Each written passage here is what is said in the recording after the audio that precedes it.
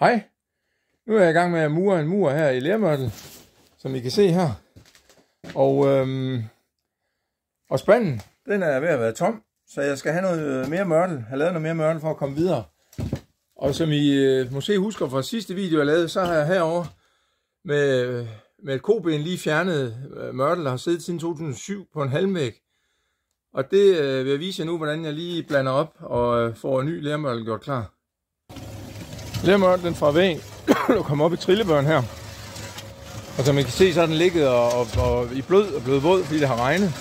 Og nu kommer den så herop i blanderen, hvor den skal bare køre rundt en 10 minutter eller noget. Så er det klar til at blive brugt til at mure med igen. Jeg tror måske, der skal lidt mere sand i det her, så mørtlen ikke er helt så lerholdig, når jeg murer.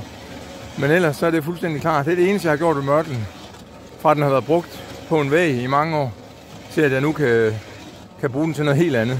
100% genbrug. Det findes ikke mere bæredygtigt. Og det er som sagt lermørtel.